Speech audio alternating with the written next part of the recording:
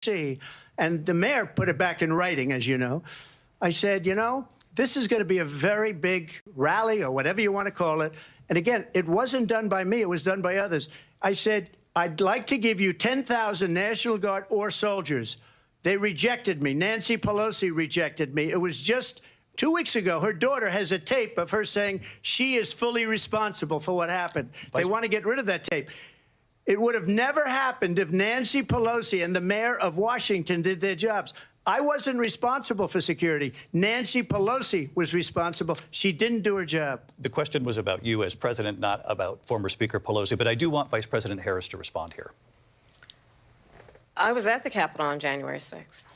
I was the vice president-elect. I was also an acting senator. I was there.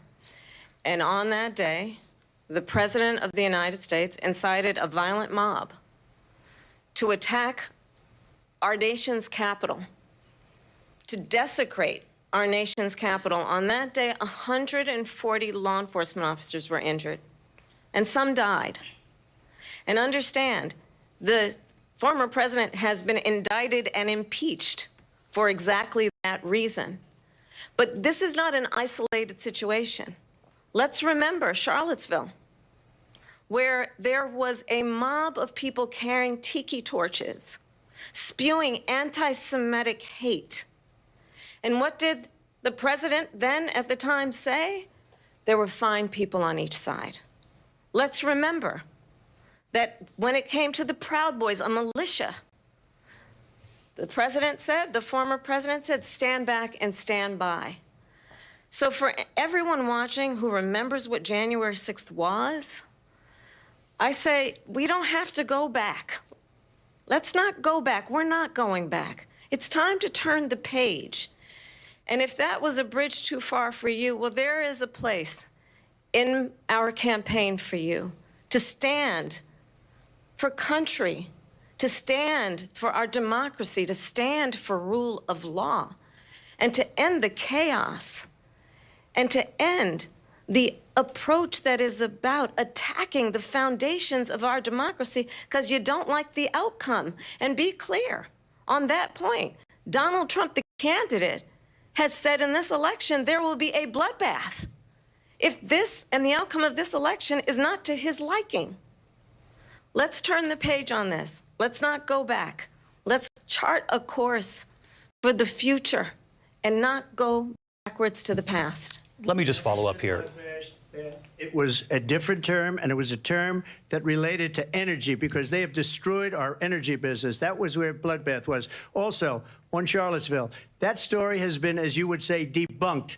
Laura Ingraham, Sean Hannity, Jesse, all of these people, they covered it. If they go an extra sentence, they will see it was perfect. It was debunked in almost every newspaper, but they still bring it up, just like they bring 2025 up.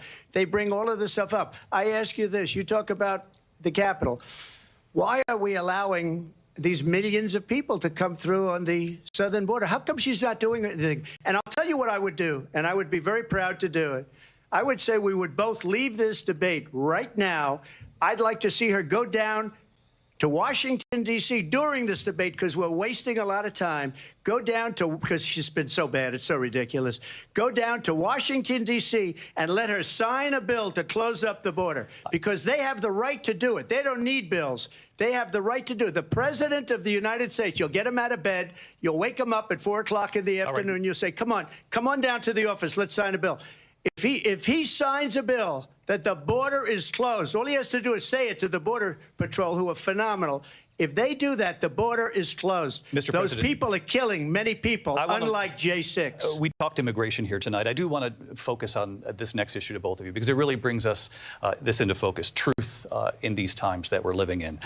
Mr. President, for 3.5 years after you lost the 2020 election, you repeatedly falsely claimed that you won, many times saying you won in a landslide. In the past couple of weeks leading up to this debate, you have said, quote, you lost by a whisker, that you, quote, didn't quite make it, that you came up a little bit short. I said that? Are you now acknowledging that you lost in 2020? No, I don't acknowledge that at all. But I said that sarcastically. You know that. It was said, oh, we lost by a whisker. That was said sarcastically. Look, There's so much proof. All you have to do is look at it. And they should have sent it back to the legislatures for approval. I got almost 75 million votes, the most votes any sitting president has ever gotten. I was told if I got 63, which was what I got in 2016, you can't be beaten. The election, people should never be thinking about an election as fraudulent. We need two things. We need walls, and we have to have it. We have to have borders, and we have to have good elections. Our elections are bad. And a lot of these illegal immigrants coming in, they're trying to get them to vote. They can't even speak English. They don't even know what country they're in practically. And these people are trying to get them to vote. And that's why they're allowing them to come into our country. I did watch all of these pieces of video. I didn't detect the sarcasm, lost by a whisker. We didn't quite make it.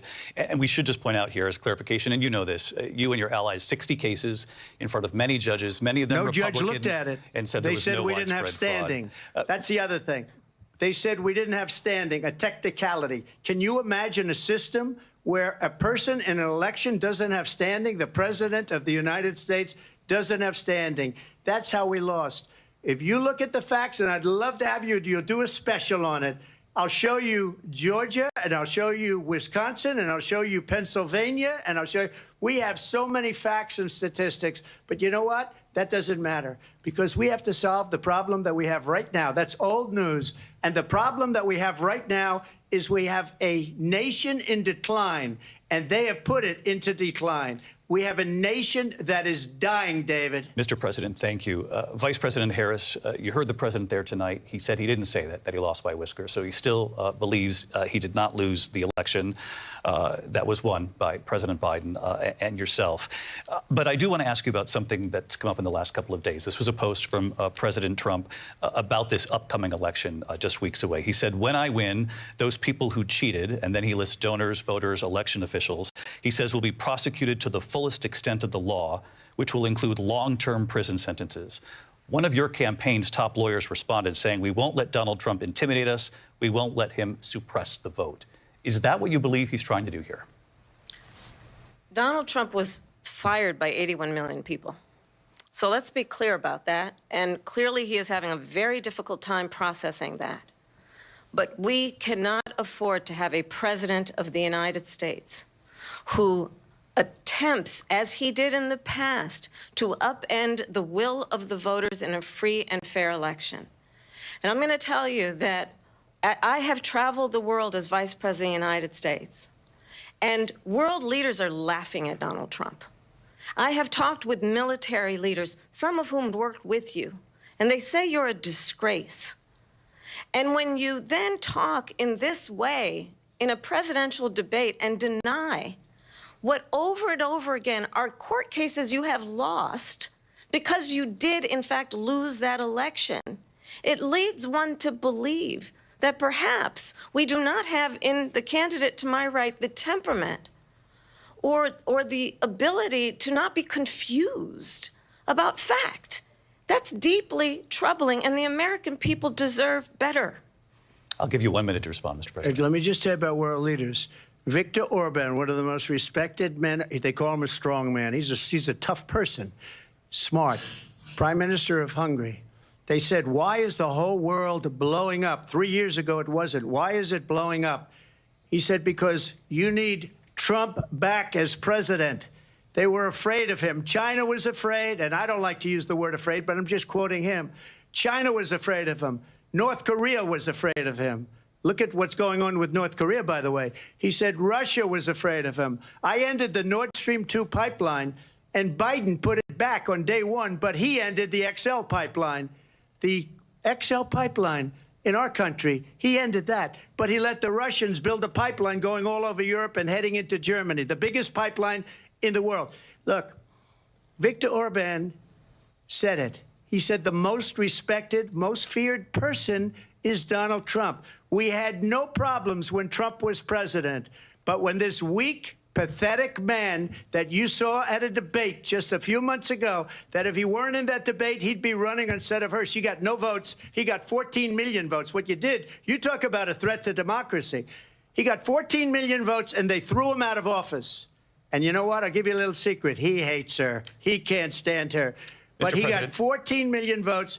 They threw him out. She got 0 votes. And when she ran, She was the first one to leave because she failed. And now she's running. I don't understand it, but Mr. I'm okay President, with it Mr. because President, your time is I up. think we're Thank going to you. do very well. We've got a lot more to get to. Turning now Yes. to the Israel-Hamas war and the hostages who are still being held, Americans among them. Vice President Harris, in December, you said, quote, Israel has a right to defend itself, but you added, quote, it matters how, saying international humanitarian law must be respected. Israel must do more to protect innocent civilians.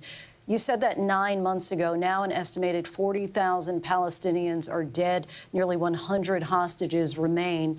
Just last week, Prime Minister Benjamin Netanyahu said there's not a deal in the making. President Biden has not been able to break through the stalemate. How would you do it? Well, let's understand how we got here. On October 7, Hamas, a terrorist organization, slaughtered 1,200 Israelis. Many of them young people who were simply attending a concert. Women were horribly raped. And so absolutely, I said then, I say now, Israel has a right to defend itself. We would. And how it does so matters. Because it is also true, far too many innocent Palestinians have been killed. Children, mothers. What we know is that this war must end. It must end immediately, and the way it will end is we need a ceasefire deal and we need the hostages out. And so we will continue to work around the clock on that. Work around the clock, also understanding that we must chart a course for a two-state solution. And in that solution, there must be security for the Israeli people and Israel, and in equal measure for the Palestinians. But the one thing I will assure you always, I will always give Israel the ability to defend itself, in particular as it relates to Iran and any threat that Iran and its proxies pose to Israel. But we must have a two-state solution where we can rebuild Gaza, where the Palestinians have security, self-determination, and the dignity they so rightly deserve. President Trump, how would you negotiate with Netanyahu and also Hamas in order to get the hostages out and prevent the killing of more innocent civilians in Gaza? If I were president, it would have never started. If I were president, Russia would have never, ever, I know Putin very well, he would have never, and there was no threat of it either, by the way, for 4 years, have gone into Ukraine and killed millions of people when you add it up, far worse than people understand what's going on over there. But when she mentions about Israel, all of a sudden, she hates Israel. She wouldn't even meet with Netanyahu when he went to Congress to make a very important speech. She refused to be there because she was at a sorority party of hers. She wanted to go to the sorority party. She hates Israel. If she's president, I believe that Israel will not exist within 2 years from now. And I've been pretty good at predictions, and I hope I'm wrong about that one. She hates Israel. At the same time, in her own way, she hates the Arab population because the whole place is going to get blown up. Arabs, Jewish people, Israel will be gone. It would have never happened. Iran was broke under Donald Trump. Now Iran has $300 billion because they took off all the sanctions that I had. Iran had no money for Hamas or Hezbollah or any of the 28 different spheres of terror, and they are spheres of terror, horrible terror. They had no money. It was a big story, and you know it. You covered it very well, actually. They had no money for terror. They were broke. Now they're a rich nation, and now what they're doing is they're spreading that money around. Look at what's happening with the Houthis and Yemen. Look at what's going on in the Middle East. This would have never happened. I will get that settled and fast, and I'll get the war with Ukraine and Russia ended. If I'm president-elect, I'll get it done before even becoming president. Vice President Harris, he says you hate Israel. That's absolutely not true. I have my entire career and life supported Israel and the Israeli people. He knows that. He's trying to, again, divide and distract from the reality, which is it is very well known that Donald Trump is weak and wrong on national security and foreign policy. It is well known that he admires dictators, wants to be a dictator on day one, according to himself. It is well known that he said of Putin that He can do whatever the hell he wants and go into Ukraine. It is well known that he said when Russia went into Ukraine, it was brilliant. It is well known he exchanged love letters with Kim Jong-un. And it is absolutely well known that these dictators and autocrats are rooting for you to be president again because they're so clear they can manipulate you with flattery and favors. And that is why so many military leaders who you have worked with have told me you are a disgrace. That is why we understand that we have to have a president who is not consistently weak and wrong on Vice national President security, Harris. including the importance of upholding and respecting in highest regard our military. Vice President Harris, thank you. They're the ones, and she's the one that caused it, that's weak on national security by allowing every nation last month for the year, 168 different countries sending people into our country. Their crime rates are way down. Putin endorsed her last week, said, I hope she wins. And I think he meant it, because what he's gotten away with is absolutely incredible. It wouldn't have happened with me. The leaders of other countries think that they're weak and incompetent, and they are. They're grossly incompetent. And I just ask one question. Why does Biden go in and kill the Keystone Pipeline and approve the single biggest deal that Russia's ever made, Nord Stream 2, the biggest pipeline anywhere in the world going